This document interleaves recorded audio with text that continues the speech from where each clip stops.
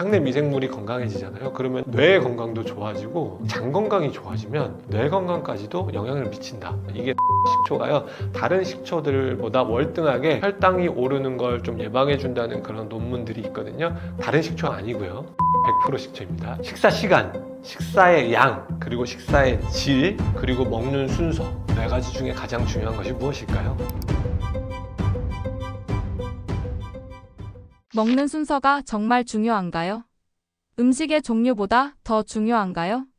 엄마가 좋냐 아빠가 좋냐 뭐 이런 질문 같은 거거든요. 제가 이제 우리 시청자분들한테 한번 퀴즈를 내보겠습니다. 식사 시간, 식사의 양, 그리고 식사의 질, 그리고 먹는 순서, 네 가지 중에 가장 중요한 것이 무엇일까요? 자, 3초, 2초, 1초. 정답은 모두 다입니다. 엄마가 더 좋고 아빠가 더 좋을 수 없는 것처럼 이 네 가지는 모두 중요한 것입니다. 그래서 모두 중요하다라고 말씀드릴 수 있는데, 일단은 먹는 시간이 그렇게 중요하냐고 물어보셨기 때문에 먹는 시간 정말 중요합니다. 자, 이렇게 생각하시면 됩니다. 식사를 하는데 밥을 먼저 떠먹어요. 밥을 막 먼저 먹으면서 그 다음에 이제 국이 식기를 기다렸다가 그 다음에 국을 먹습니다. 이런 식으로 하게 되면 탄수화물이 먼저 몸속으로 들어와요. 근데 심지어 흰 쌀밥이었어요. 그렇다면 흰 쌀밥은 당지수, 그러니까 당을 높이는 속도가 아주 빠르거든요. 그러면은 혈당 스파이크가 일어날 위험이 높습니다.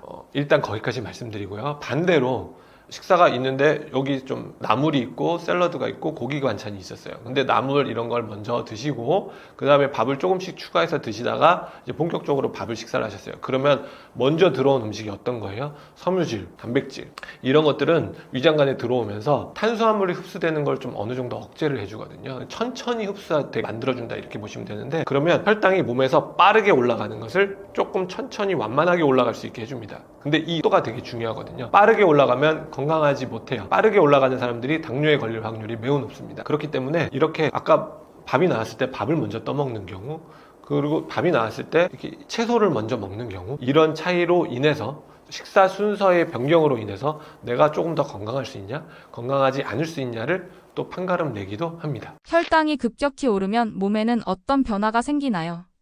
자, 일단 혈당이 급격하게 오르면요, 여러분들 다들 알고 계실 텐데 인슐린이라고 혈당을 낮춰주는 호르몬이죠. 혈당이 급격히 오르면 인슐린도 따라 오르게 됩니다. 인슐린이 많이 오르게 되면요, 지방을 많이 축적하는 몸으로 될 수 있는 위험이 있습니다. 그리고 혈당이 급격하게 올랐다가 급격하게 떨어지면 사람들이 권태, 피로감, 아니면은 혈당이 많이 떨어지지 않았음에도 불구하고 자꾸 뭔가를 먹고 싶어 하고, 아니면 예민해지고, 이런 성향을 보일 수 있습니다. 그렇기 때문에 나중에 가서 다음 식사 시간에 폭식을 하는 경향도 보일 수 있게 되죠. 그러니까 혈당 스파이크가 오게 되면 전체적으로 지방이 잘 쌓일 수도 있고, 다음에 폭식을 유발할 수도 있고, 아니면 중간중간에 계속 간식을 먹게 만드는 습관을 만들 수도 있습니다. 그리고 장기적으로 가면 이런 상황들이 당뇨라든지 비만을 유발할 수가 있고요. 더 나아가서는 당이 계속 높게 되면 노화가 촉진되고, 그리고 피부가 거칠거칠해지는 그런 단점까지 유발할 수 있습니다. 그렇다면 혈당을 안정시키는 거꾸로 식사법은 무엇인가요? 아까 잠깐 말씀드렸는데 섬유질을 먼저 먹고 그 다음 단백질, 그 다음에 탄수화물을 먹는 그런 순서대로 먹는 식사법을 거꾸로 식사법이라고 합니다. 흔히들 양식 코스 나오는 집에 가시게 되면 샐러드가 먼저 나오고 그 다음에 고기가 나오고 그 다음에 이제 조그만 빵이라든지 스파게티가 나오는 그런 형태를 볼 수 있는데, 그것이 거꾸로 식사법이라고 보시면 되겠습니다. 근데 이제 그거는 한식으로 적용하면 조금 어려운 부분이 있거든요. 왜 그러냐면 제육볶음을 먹는데 이거를 거꾸로 식사법으로 한다, 상당히 좀 어려울 때가 있거든요. 이게 이런 제육볶음 같은 걸 먹을 때는요, 제육볶음 고기를 쌈에 싸서 이제 많이 먹는 거예요. 쌈을 먼저 많이 먹고 제육볶음과 함께, 그러고 나서 밥을 조금 먹게 되면 그것이 거꾸로 식사법의 한 방법이라고 보실 수 있고요. 아니면 국밥이에요. 그 순댓국밥이라든지 샐러드나 쌈 자체도 없잖아요. 그럴 경우에는 건더기를 먼저 먹는 겁니다. 섬유질은 빠지지만 단백질을 먹어서 혈당 스파이크를 어느 정도 예방하고, 그러고 나서 국과 함께 밥을 적당량 드시면 그것이 하나의 건강한 거꾸로 식사법이 될 수 있습니다. 식사 전에 먹으면 혈당을 안정시키는 음식이 있을까요? 사실은 식사를 시작하기 전에 식전에 뭐를 먹는다라는 건 사실 상당히 어려울 수 있거든요. 그래서 사실은 제가 아까 이 답변을 준비하면서 이런 생각을 했어요. 식사 전에 뭐를 먹는다기보다는 식사를 시작하면서 뭐를 먼저 먹는 게 좋을까라고 이야기를 하는 게 좋을 텐데, 식사 시작 이렇게 됐을 때 섬유질을 먼저 섭취하고 그 다음에 단백질을 섭취하면 아주 좋은 방법이 될 수 있습니다. 그때 도움이 될 만한 음식들이요, 샐러드가 있을 수 있겠고요. 그 샐러드에 사과 식초를 드레싱으로 첨가해서 드시면 더욱 좋습니다. 이게 사과 식초가요, 다른 식초들보다 월등하게 혈당이 오르는 걸 좀 예방해 준다는 그런 논문들이 있거든요. 그렇기 때문에 다른 식초 아니고, 사과 맛 식초 아니고요, 사과 100% 식초입니다. 애플 사이더 비니거라고 하는 그 사과 식초 드레싱을 해서 샐러드를 드시거나, 아니면 아예 식전에, 식사를 시작하기 전에, 식사 시작과 동시에 그 사과 식초를 한 스푼 넣은 물을 한 컵 마시고 식사를 시작하면 그것도 도움이 될 수는 있겠네요.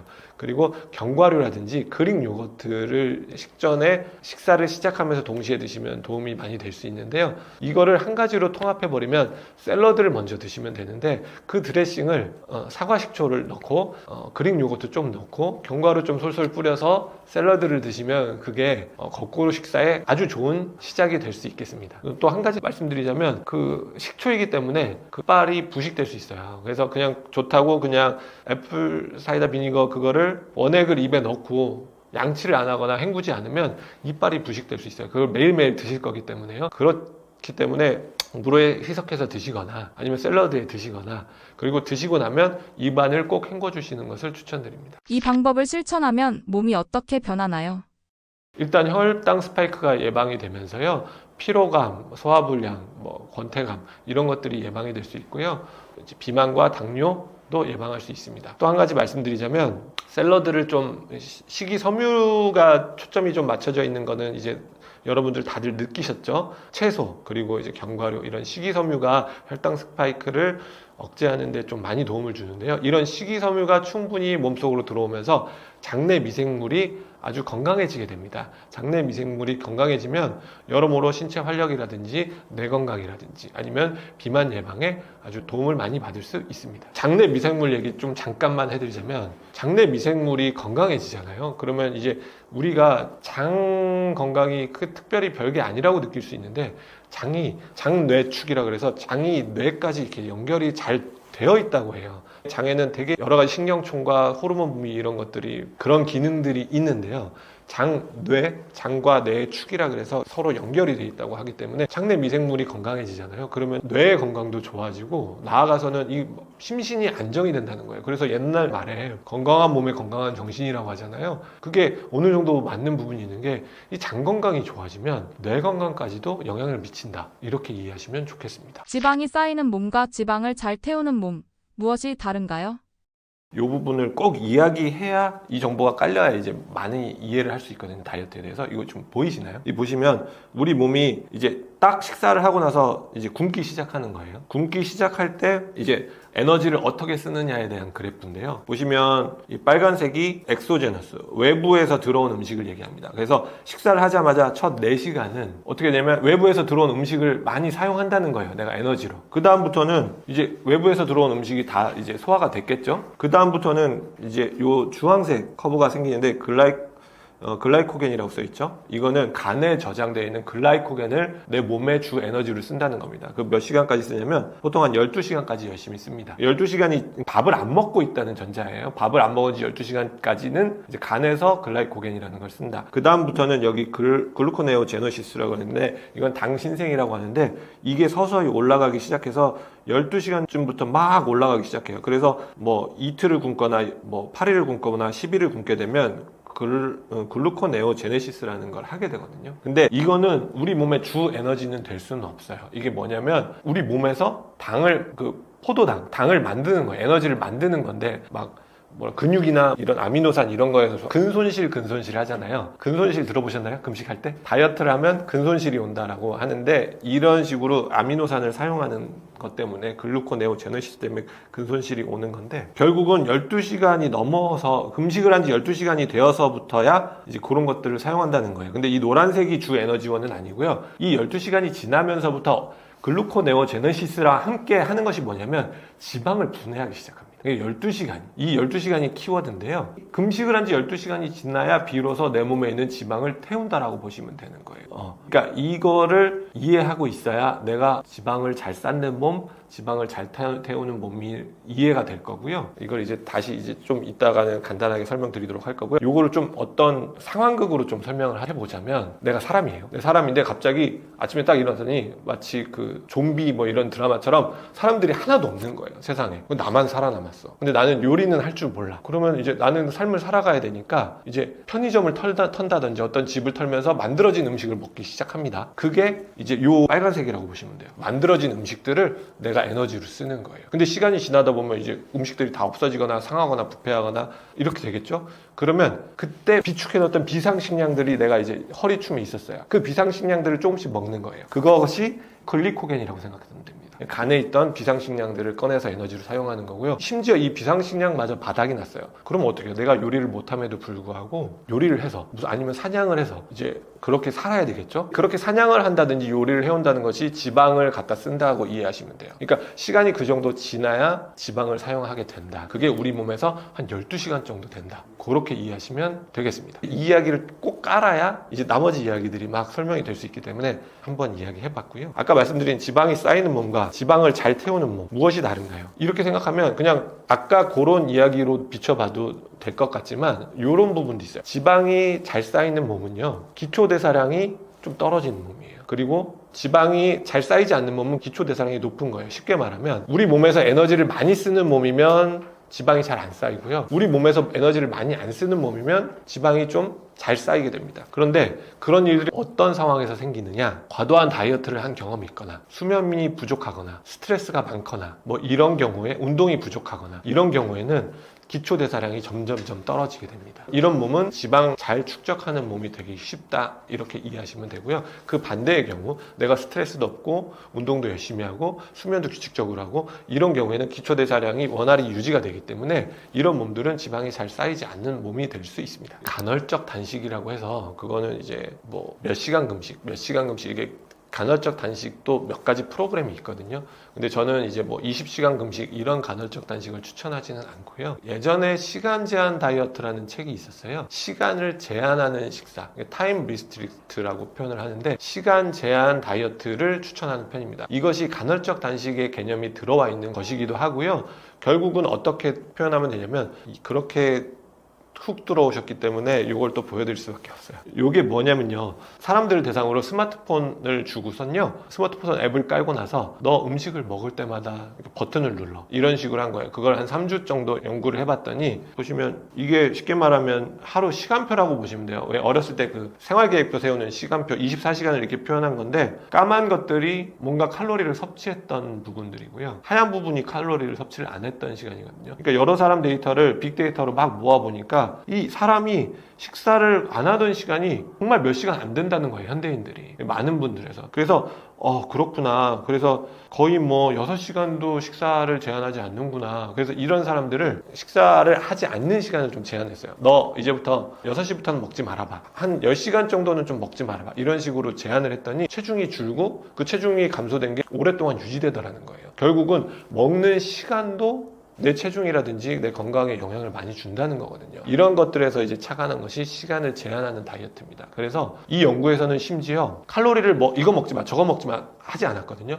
시간만 정해서 너가 알아서 먹어, 이렇게 한 건데도 불구하고 체중이 감소를 했다는 거예요. 그렇다고 봤을 때는 시간을 제한하는 거, 그러니까 아까 얘기했던 간헐적 단식을 좀 너무 빡시지 않게, 좀 뭐 20시간 간헐적 단식 이런 건 너무 힘드니까 뭐 12시간 이런 식의 간헐적 단식을 하는 것은 저는 추천을 하는 바이고요. 그런 식으로 이제 다이어트 상담할 때도 상담을 진행하고 있습니다. 지방이 몸에 쌓이는 가장 큰 원인은 무엇인가요?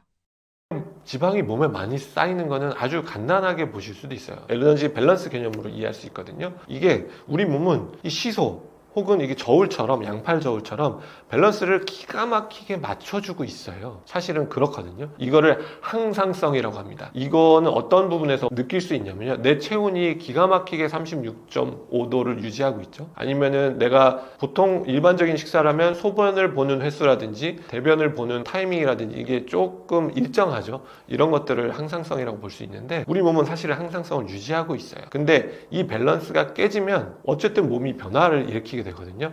그래서 만약에 이쪽이 음식이라고 따져서 칼로리 섭취를 많이 하게 됐으면 이렇게 밸런스가 깨지죠. 그러면 우리 몸은 이 상태가 지속되면 밸런스를 맞추려고 노력합니다. 이게 체중이 늘어나는 거고요. 체중이 늘어나면서 이제 먹는 칼로리와 체중이 맞게 되잖아요. 그러면 다시 여기서 또 항상성을 유지하게 돼요. 그런데 만약에 다이어트를 해서 만약에 칼로리가 적어졌어요. 그럼 그 반대의 경우가 일어나는 겁니다. 지방이 연소가 돼서 몸이 칼로리에 맞는 만큼 체중을 또 변화시키게 돼요. 이렇게 되는 것이 체중이 증가, 지방이 쌓이는 그런 원인을 가장 간단하게 설명할 수 있는 원리입니다. 그래서 현대에 와서 비만 인구가 점점 늘고 있는데요. 이 에너지 밸런스가 너무 깨지기 쉬운 환경에 많이 노출되어 있다고 보시면 돼요. 이제 에디슨의 전구의 발명으로 인해서 이제 낮과 밤이 거의 사라졌잖아요. 낮과 밤의 구분이. 그러니까 수면이 부족한 상황으로 이어지고, 그러면서 호르몬 불균형도 올 수 있게 되고, 그리고 정크푸드들이 너무 많아졌죠. 그리고 액상과당이라든지 커피숍들이 엄청 많이 늘어나서 무슨 프라푸치노라든지 이렇게 단 음료들 엄청 많이 소비가 늘어나고 있죠. 이런 것들이 복합적으로, 그리고 심지어 배달 음식의 지금 르네상스라고 표현하는데요. 배달 음식이 너무 세팅이 잘 돼 있고 배달도 너무 편하게 되어 있어요. 이런 야식을 먹기 너무 좋은 상황, 이런 것들이 모든 것이 종합돼서 우리 사람들이 지방이 쌓이기 좋은 체질로 바뀌고 있다, 이렇게 보고 있습니다. 지방을 잘 쓰는 건강한 몸을 만들려면 무엇이 필요할까요? 우리 환자들에게도 이야기하는 거예요. 사실 우리 중장년층 어른들은 다 알고 계실 텐데, 새나라의 어린이 노래 아시죠? 새나라의 어린이처럼 생활하는 것입니다. 쉽게 말하면 일찍 자고 일찍 일어나고 운동 열심히 하고, 그리고 불량식품 먹지 않고 골고루 먹고, 이런 행동을 지속적으로 해주시게 되면 점점 지방을 잘 쓰는 건강한 몸으로 전환시킬 수 있습니다. 그래서 운동을 열심히 하라고 했는데요. 그 운동에 대해서 잠깐 이야기를 하면, 유산소 운동 충분히 해주시고요. 그리고 유산소 운동만 하시는 게 아니고 근력을 만들고 유지하는 근력 운동에도 꼭 신경을 써주셔야 됩니다. 그래서 유산소 운동 일주일에 150분 정도, 그리고 근력을 만드는 운동 일주일에 한 2회 정도 해주시는 게 좋은데요. 가끔 우리 어머니들 보시면 운동하세요? 그럼 저 운동 열심히 하죠, 매일 하죠 하시는데 거의 대부분 유산소 운동이에요. 그래서 스쿼트 좀 해보시나요? 그거는 무릎이 아파서, 아니면 그건 너무 힘들어서, 이렇게 하는 경우가 많거든요. 하지만 근육이 늘려면 단백질 섭취와 함께 근력 운동이 필수거든요. 그러니까 이 부분을 놓치시면 안 될 것 같습니다. 이제 한 가지 또 여기서 첨언을 하자면, 어떻게 보면 이것들이 정말 따분하다고 느껴질 수 있는 생활 패턴이에요. 일찍 자고 일찍 일어나고. 어떤 젊은 친구는 저한테 이랬어요. 요즘에 잠은 일찍 주무세요? 왜 원장님 말씀 듣고 일찍 자고 있어요? 몇 시쯤 주무시나요? 1시요. 그래서 제가 깜짝 놀랐어요. 그게 일찍이에요? 그랬더니 그때 안 자면 제 생활이 없어요. 그럼 예, 그렇죠. 열심히 열정을 가지고 열심히 일하시는데 1시까지 좀 자기 여가 시간을 즐기지 않으면 생활이 없죠. 그럼 그 시간에 뭐 하세요? 유튜브 보고 인스타하고 이렇습니다. 사실은 유튜브, 인스타 이런 것들이 대단히 나쁘다고 할 수는 없지만, 자기 개발이라든지 자기 어떤 나의 라이프 퀄리티를 높이기 위해서 나의 시간을 보내는 거라고 보이지는 않거든요. 그런데 대부분의 사람들이 그렇게 시간을 허비하면서 일찍 자지 않고, 일찍 자는 삶은 너무 따분해, 이렇게 이야기하는 경우가 많거든요. 또 한 가지 예를 들면요, 세상에는 음주를 안 하는 사람도 있고 음주를 많이 하시는 분들도 있잖아요. 음주를 안 하는 분들이 삶의 질이 막 떨어지고 삶의 낙이 없을까요? 그렇지 않습니다. 술을 아예 안 드시는 분들도 즐겁게 행복하고 여러 가지 즐거운 것을 즐기면서 살아가시거든요. 근데 술을 안 드시는 분들은 그럼 무슨 맛으로 살아? 이렇게 이야기하시는 경우가 많아요. 그렇기 때문에 삶의 즐거움은 건강한 쪽으로 찾으시고, 그런 이제 건강하지 못한 쪽은 조금씩 정리해 주시고 끊어 주셔야 점점 나이가 드는 이런 100세 시대에 조금씩이라도 건강하게, 그리고 조금씩이라도 오래 건강하게 유지할 수 있는 것이지, 젊었을 때 그냥 음주 습관, 젊었을 때의 생활 패턴을 그대로 가져가신다면 그건 새나라의 어린이가 될 수 없습니다. 잃어버린 건강을 되돌릴 수 있는 4주 실천 루틴을 알려주세요. 네, 저도 4주 혹은 3개월 정도의 루틴을 환자들한테 많이 강조를 하는 편인데요. 우선 4주가 아니라 앞으로 쭉 지켜줘야 될 요소들이 있습니다. 일단 단 음료, 간식 같은 거, 디저트 이런 거는 웬만하면 금지. 그러니까 내 인생에는 이거는 이제 없다라고 생각하시고 접근하시는 것이 좋습니다. 그리고 운동은 필수입니다. 이거는 나는 운동은 힘들어서 못해요 라고 하는 것은 절대로 이게 타협이 불가능한 요소이기 때문에 운동 반드시 하셔야 되고요. 그리고 4주 정도 쭉 이루어 주셔야 될 것이 4주 정도 금주를 해주시는 것이 좋습니다. 1, 2주차 할 때는 아침, 점심을 먹고 나서 저녁을 굶는, 저녁을 스킵하는 그런 패턴을 보입니다. 그러기 위해서는 아침 식사가 좀 충분해야 되겠고요. 저녁을 굶는 이유는 저녁을 간소하게 먹거나 혹은 굶는 그런 연습을 하기 위해서 일단 첫 1, 2주차는 극기훈련, 이런 식으로 좀 다가가는 개념이라고 이해하시면 되겠습니다. 그 이후에 3, 4주차 때는 1, 2주차는 저는 교정 구간이라고 표현하거든요. 교정. 내가 뭔가를 딱 교정하는 느낌. 그 다음에 3, 4주차는 그 교정된 걸 못 박듯이 고정하는 주간이라고 표현합니다. 그래서 3, 4주차는 고정 주간인데요. 이때는 저녁을 식사를 거르는 것이 전혀 문제가 없었어요. 그런 분들은 계속 거르거나 아니면 아주 간단하게 식사하시는 것을 추천드리고요. 저녁을 굶는 것이 너무 어려웠어요. 이럴 경우에는 저녁 식사를 어떻게 하면 탄수화물을 좀 빼면서 간단하게 식사를 할 수 있을까의 방법을 찾는 것입니다. 예를 들면 요즘에 이제 떠먹는 두부 같은 거 있죠. 떠먹는 두부 같은 거에 그 밑반찬 조금을 먹는다든지 아니면 견과류 한 줌을 먹는다든지 아니면 두부면 같은 게 있거든요. 두부의 성분으로 만들어진 면입니다. 그런 걸로 이제 면 요리를 해서 먹는다든지 하는 그런 방법들을 스스로 이제 찾아내서 이제 3, 4주 때 저녁을 간소하게 먹는 거를 이제 고정하는 훈련을 하는 것입니다. 그렇게 하시면 이제 4주차 프로그램이 완성이 되는데요. 그렇게 되면 확실히 달라진 내 모습을 찾을 수 있지 않을까요? 한 가지만 더 말씀드리지만 이 4주 교정하고 고정하는 주간을 통해서 4주 내내 이제 인생에 대한 계획을 세우셔야 됩니다. 아, 내가 운동을 이렇게 했더니 이렇게 힘들구나. 운동을 저렇게 했더니 저렇게 가볍구나. 아니면 몸이 이렇게 가벼워지는구나. 섬유질을 많이 먹었더니 변비가 해소되는구나. 이런 것을 느끼면서 앞으로도 내가 이렇게 식사를 해야 되겠다. 앞으로는 이런 식단을 짜야 되겠다. 그런 계획을 세워야 되겠다. 또 이거는 너무 힘드니까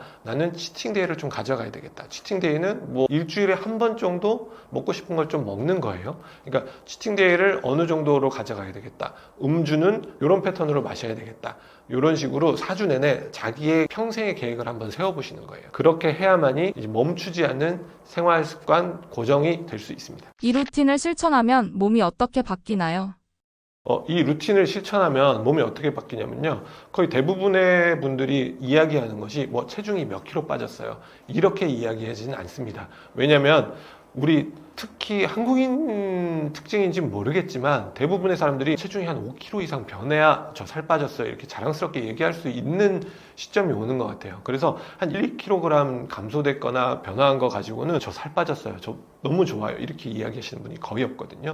어쨌든 한 4주간 체중이 조금씩 변하면서 대신에 디테일한 작은 변화들이 일어나게 됩니다. 삶의 활력이 증가하거나 변비가 개선되거나 아니면 아침에 붓기가 빠지거나 여성분들은 화장이 잘 먹게 된다든지 이런 작은 변화들이 생기게 되거든요. 이런 작은 변화들이 이제 쌓이고 쌓이면 나중에 비만이 좀 예방이 되고 체중이 감소가 되고 당뇨가 예방이 되고 이런 체질로 서서히 바뀌게 되는 것입니다. 그래서 단번에 4주 만에 체중이 5kg 이렇게 빠지는 건 아니고요. 이렇게 되면 점점 건강한 몸, 그리고 지방을 잘 연소시키는 몸, 그리고 운동도 계속 하기 때문에 근육량이 계속 유지되는 몸, 이런 몸으로 점차 건강한 몸으로 바뀌게 되는 그런 현상을 경험하실 수 있습니다.